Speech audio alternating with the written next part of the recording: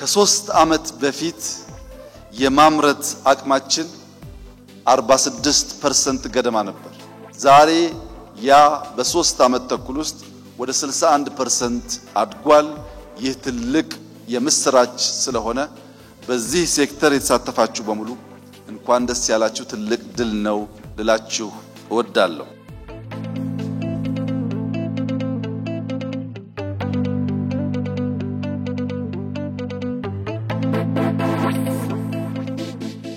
ኢትዮጵያ ታምርት በራሱ ሰብሴክተር ብቻ ሳይሆን አጠቃላይ ኢንዱስትሪውን ድልድይ ሆኖ በማገልገል የኢትዮጵያን ብልጽግና እውን ለማድረግ ለሚደረገው ርብርብ ከፍተኛ ሚና እየተጫወተ ያለና የሚጫወት ሴክተር ነው።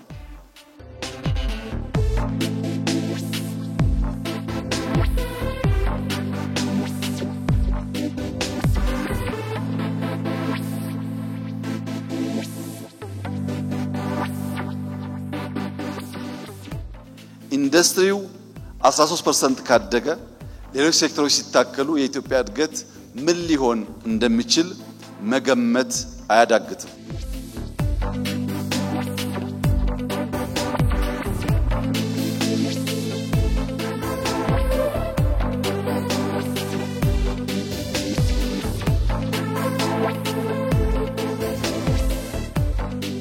የኢትዮጵያ እድገት በቀጣይነት እንዲፋፋም አምራች ኢንዱስትሪው ከፍተኛ ሚና ያለው ስለሆነ እያንዳንዱን ሴክተር በመቅረብ ችግሩን በመረዳትና በማገዝ ምርታማነት እንዲሰፋ እንዲያድግ ማድረግ፣ ገበያ እንዲተሳሰር ማድረግ፣ በውጭ ያለን ገበያ እንዲያድግ ማድረግ ነው።